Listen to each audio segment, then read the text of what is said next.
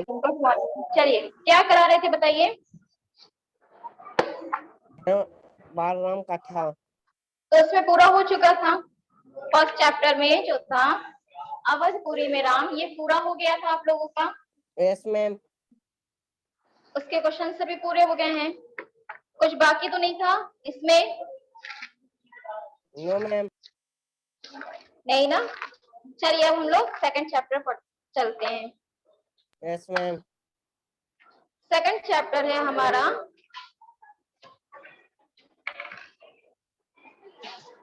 दिख रहा है ना? Yes ma'am. सेकंड चैप्टर है हमारा जंगल ऑफ जनकपुर। यहाँ तक हम लोग ने कहाँ तक पढ़ा हुआ था कि जो वो रहते हैं, जो विश्वामित्र होते हैं थे, वो क्या थे, वो उनको ले जाना चाहते थे। ये बताया गया था आप लोगों को। किसे? Yes ma'am. राम को ले जाना चाहते थे, लेकिन राजा दशरथ जो थे वो क्या थे, वो तैयार नहीं थे इस चीज के लिए। वो क्या कह रहे थे कि आप क्या करें, आप इन्हें छोड़ के आप चाहे जो भी वरदान मांगना चाहे आप मांग सकते हैं, लेकिन हम राम को आपके साथ नहीं भेज सकते।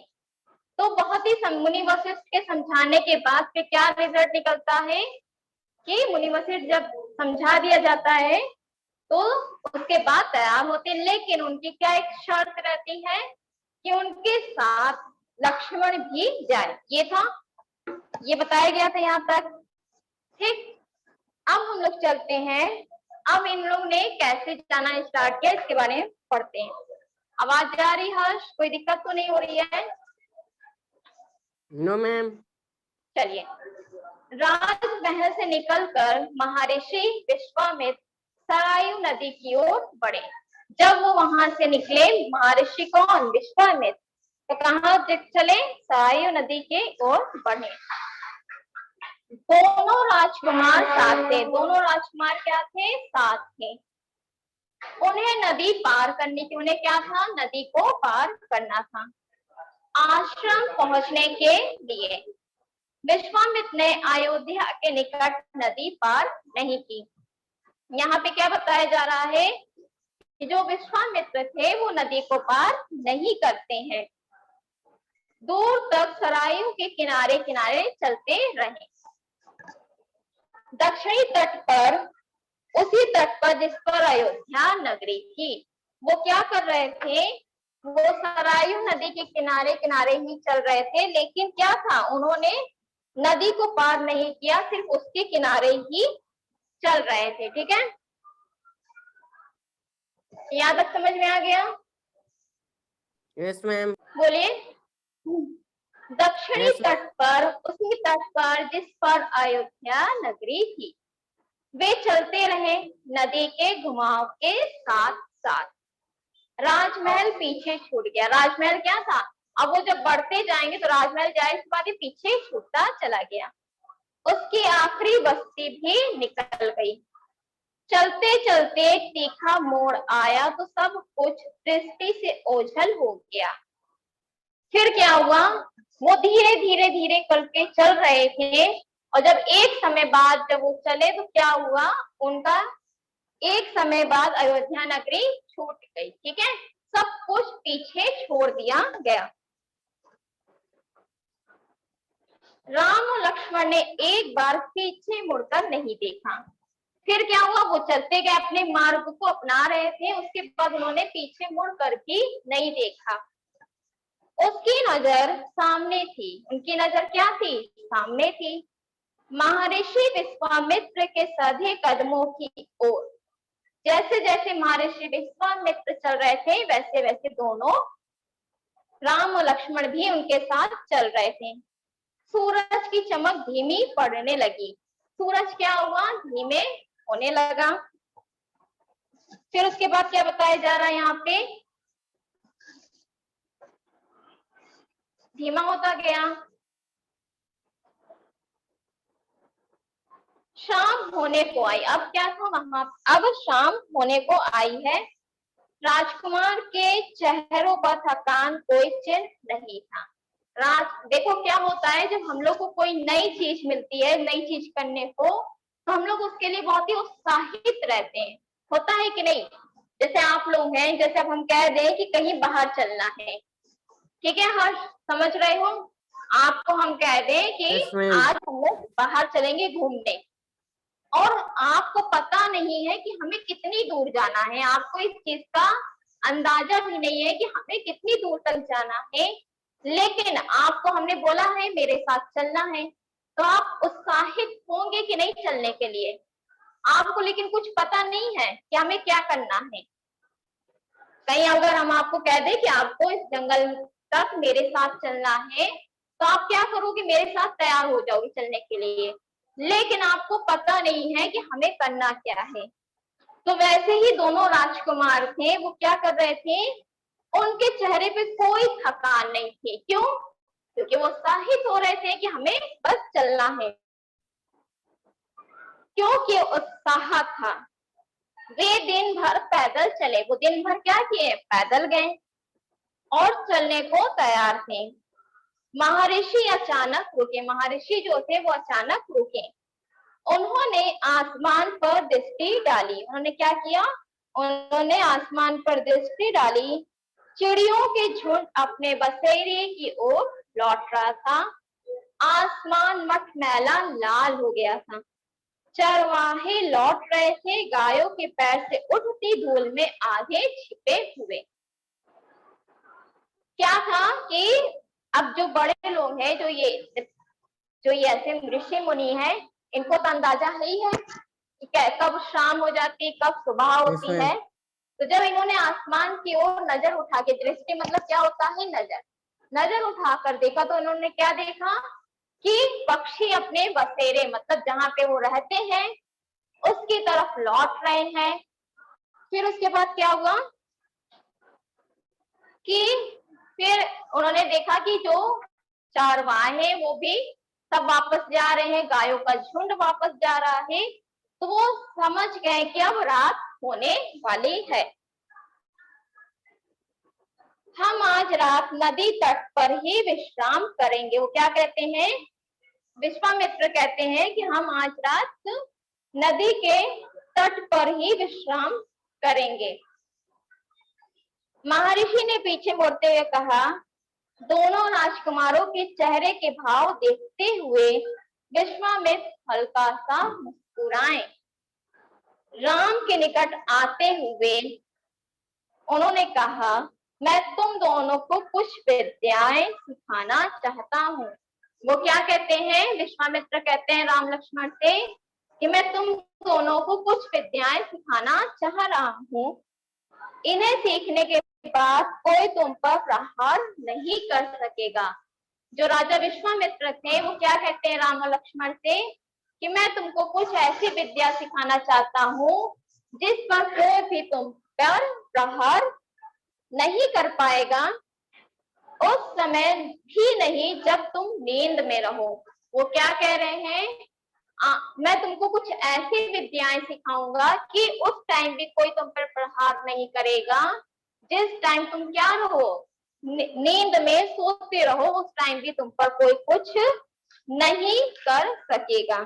ठीक है, यहाँ तक आक्रमण। ठीक है, प्रहार मीन्स क्या होता है,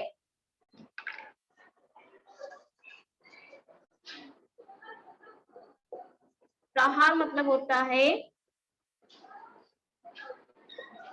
आक्रमण। ठीक है, वो कह रहे थे हम तुम्हें ऐसी विद्या कुछ सिखाना चाहते हैं। यहाँ तक क्लियर है, समझ में आ गया,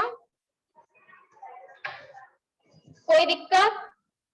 फिर उसके बाद क्या कहते हैं राजा विश्वामित्र कि तुम नींद में भी रहो, तुम्हें कुछ नहीं होगा।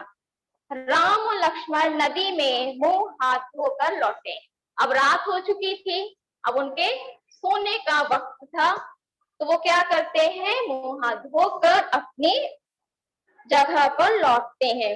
महर्षि के निकट आकर बैठे। वो दोनों बच्चे क्या करते हैं, जो राजकुमार थे वो महर्षि के निकट आकर बैठ जाते हैं। विश्वामित्र ने दोनों भाइयों को बला अति बला नाम की विद्याएं सिखाई। कौन सी थी वो विद्या? ठीक है, जो विद्याएं उन्होंने सिखाई थी उसका नाम था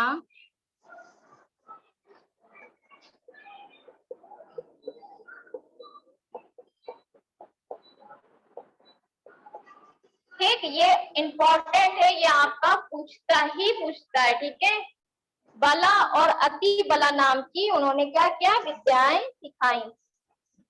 यहाँ तक क्लियर है? Yes ma'am. फिर उसके बाद रात में वे लोग सोए नहीं। रात में क्या किए? वे लोग सोए नहीं थे। Yes ma'am. तिनकों और पत्तों का बिस्तर बनाकर।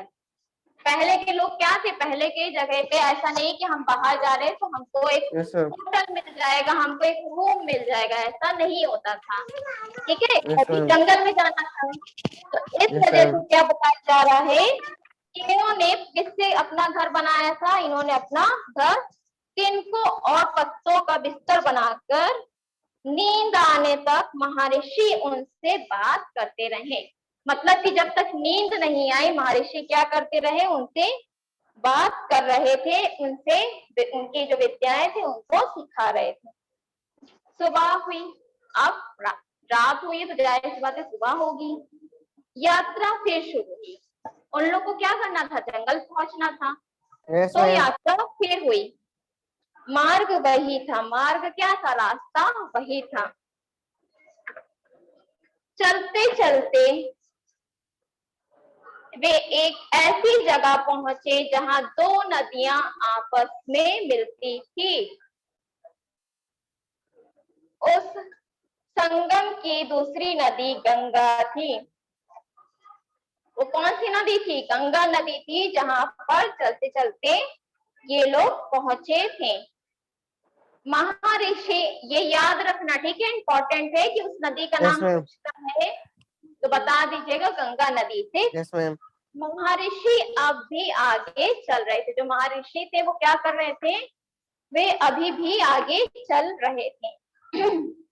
लेकिन एक अंतर आ गया था। लेकिन क्या था? एक अंतर था। क्या अंतर था? राम लक्ष्मण अब दूरी बनाकर नहीं चलते थे।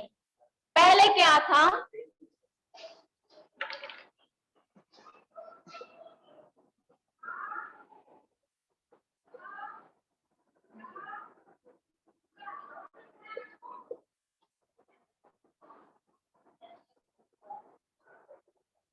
पहले ऐसे ही चल रहे थे। ठीक है, तो अब दूरी नहीं थी, इन लोग के बीच अब दूरी नहीं थी। फिर उसके बाद है,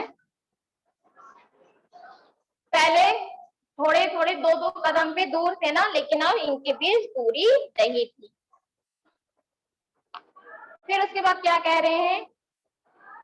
महर्षि के ठीक पीछे थे ताकि उनकी बातें ध्यान से सुन सके। क्यों नहीं दूरी थी उनके बीच? क्योंकि वो चाहते थे कि इनकी बातों को सुनना वो चाहते थे, इसलिए दूरी नहीं थी।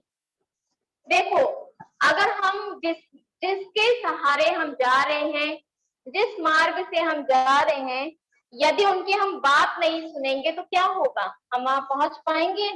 नहीं ना।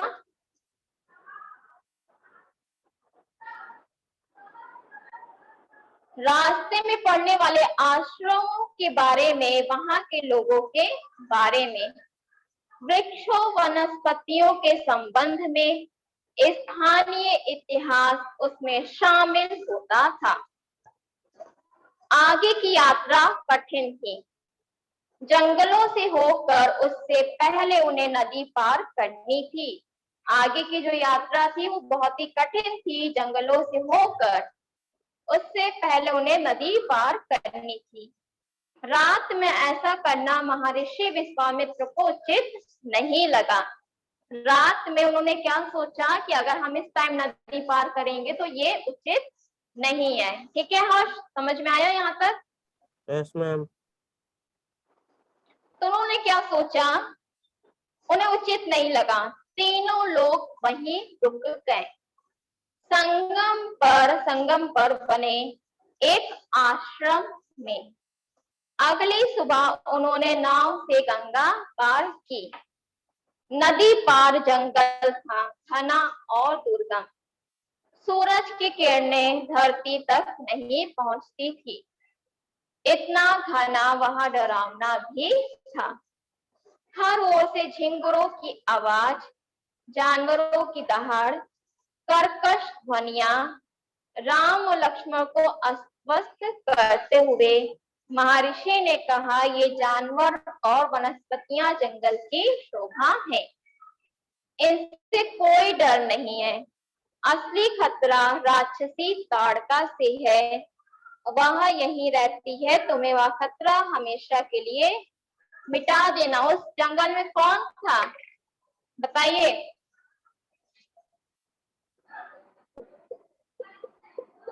यमराज।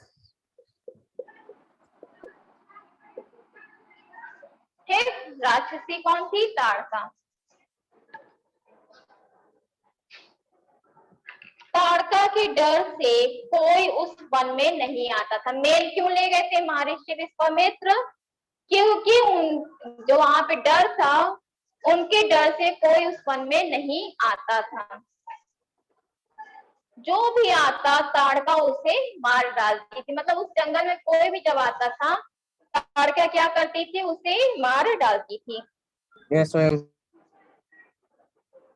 अचानक आक्रमण कर देती थी। मतलब उस जंगल में घुसते ही क्या होता था, जो ताड़का थी उन पर हमला करती थी। किन पर? जो लोग जंगल में आते थे। उस सुंदर वन का नाम क्या था बताइए? क्या मैम? जो सुंदर वन था, उस सुंदर वन का नाम क्या था?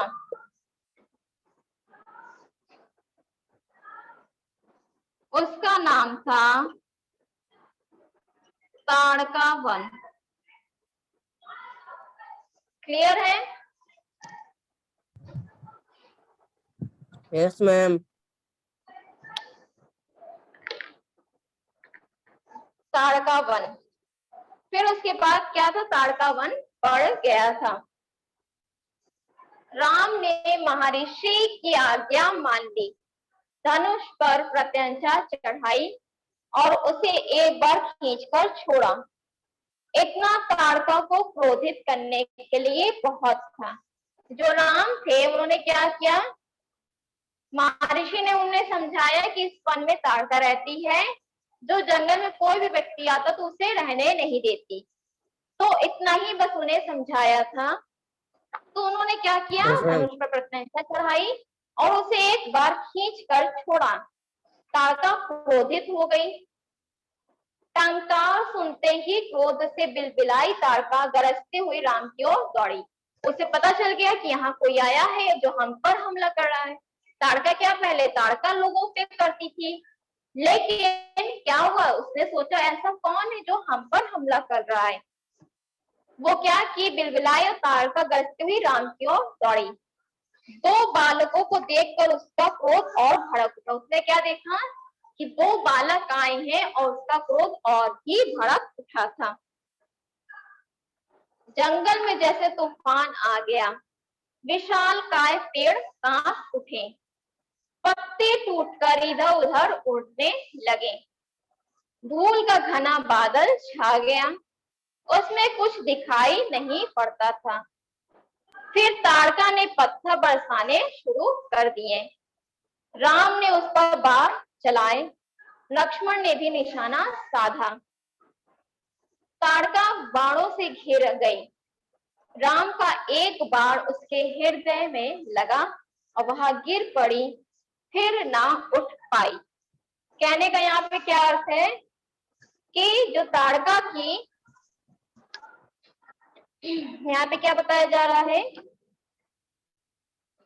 कि वो धनुष उठाया गया था, धनुष को तोड़ा गया, मतलब प्रत्यंचा चढ़ाई गई और फिर उसको खींचकर छोड़ा गया। तो इस पर ताड़का दौड़ते हुए चली आई क्रोधित होकर कि कौन यहाँ पर आया है।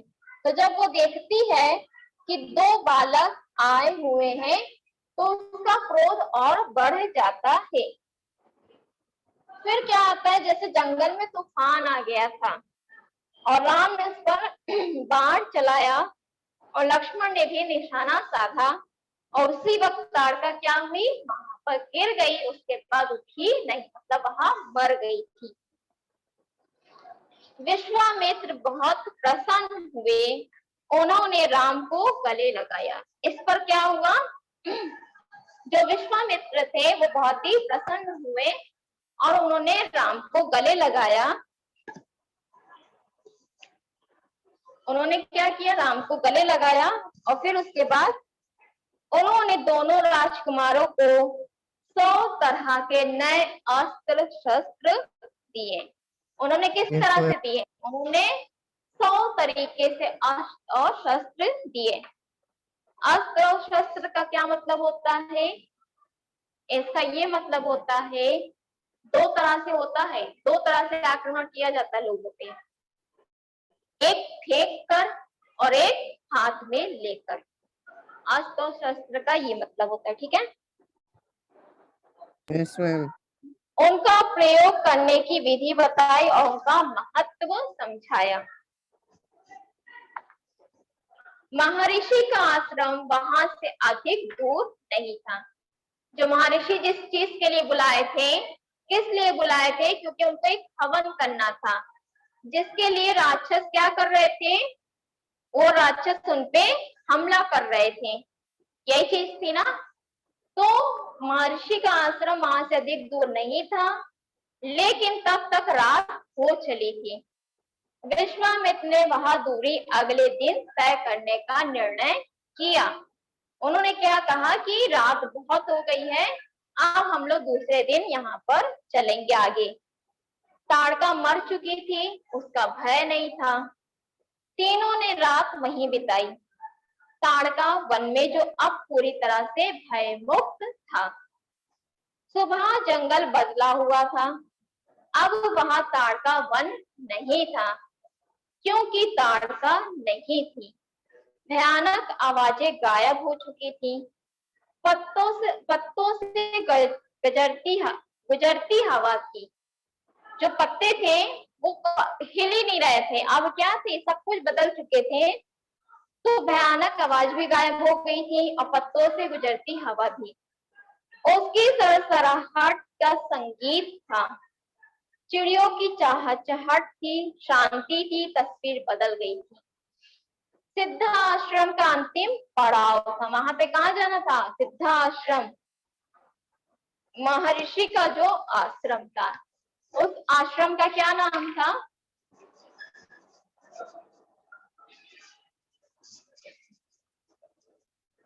जो आश्रम था उसका क्या नाम था,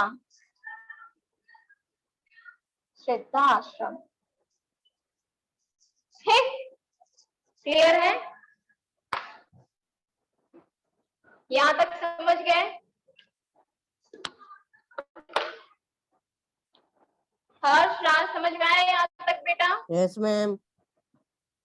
मेन तो महर्षि के आश्रम जाना था ना, तो जिसका नाम था सिद्धा आश्रम, ठीक है। रास्ता छोटा भी था, मनोहारी भी। प्राकृतिक सौंदर्य का आनंद लेते हुए तीनों लोग जल्दी ही आश्रम पहुंच गए। आश्रम वासियों ने उनकी आगवानी की, अभिनंदन किया, उनकी प्रसन्नता दोगुनी हो गई थी। महर्षि विश्वामित्र के आश्रम लौटने की खुशी, राम लक्ष्मण के आगमन का सुख। विश्वामित्र यज्ञ की तैयारियों में लग गए। अनुष्ठान प्रारंभ हुआ। अब तो सब कुछ सही हो गया था, ताड़का मर चुकी थी, अब वो सिद्धाश्रम भी पहुंच गए थे। तो अब क्या हुआ था, हवन की तैयारी प्रारंभ की गई, अनुष्ठान प्रारंभ हुआ। आश्रम की रक्षा की जिम्मेदारी राम लक्ष्मण को सौंप कर महर्षि आश्वस्त थे। कहने का अर्थ है यहाँ पे कि जो जिम्मेदारी थी वो किसने दे दी थी, ये राम लक्ष्मण को दी गई। अनुष्ठान अपने अंतिम चरण में था। जो अनुष्ठान था वो कहाँ था? अपने अंतिम चरण में था, पूरा होने वाला था कुछ ही दिनों में। 5 दिन तक सब ठीक ठाक चलता रहा। जो 5 दिन तक सब कुछ क्या था? ठीक ठाक चल रहा था।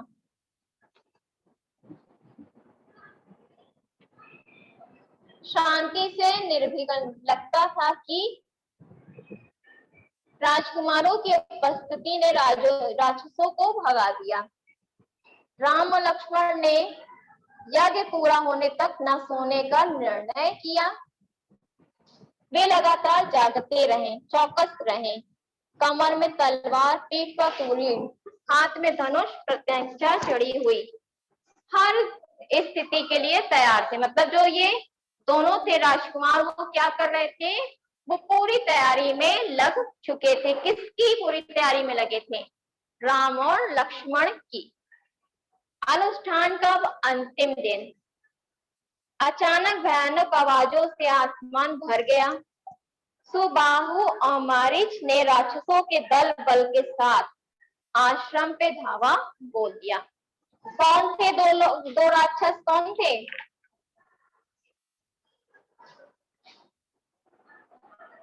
बताइए। 2 राक्षस का क्या नाम था?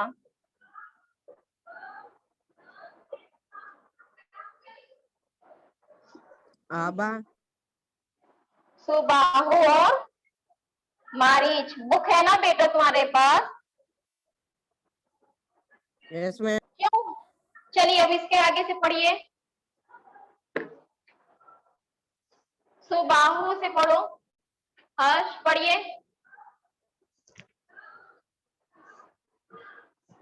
हर्ष राज बोलिए बेटा, आगे पढ़ो। सुबाहु और मारीच।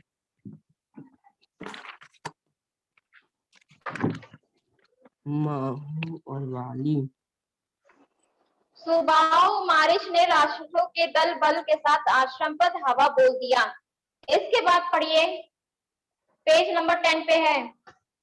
यस मैम, 10 तो खोले हैं। मारीच क्रोधित था। मिला? मैम रुकिए 1 मिनट। ये देखो यहाँ पे लिखा है, इस वाले ब्लॉक में सेकंड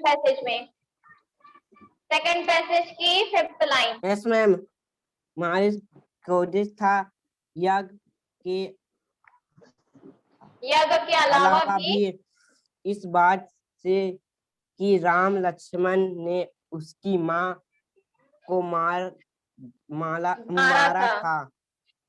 क्यों? क्योंकि ये क्या किया था इन्होंने उनकी माँ को मारा था। ठीक है। लड़ाई को राम ने राक्षसों का हमला होने की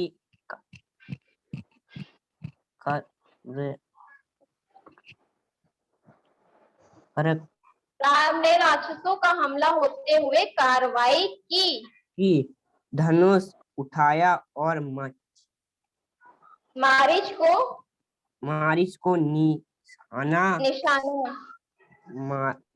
बनाया। मारीच बेटा पढ़ो। लगते ही मूर्छित हो गया। भागने के वेग से बहुत दूर जाकर गिरा। समुद्र के किनारे वह मारा नहीं। जब होश आया तो उठकर दिशा की ओर भाग गया। राम चलो ठीक है। इससे आगे हम लोग, हाँ, राम का दूसरा बाण सुबाहु को लगा। ठीक है, उसके प्राण वहीं निकल गए। तो इसके आगे हम लोग नेक्स्ट क्लास में पढ़ा जाएगा। ठीक है मैम। चलिए, थैंक यू बच्चा। Thank you ma'am.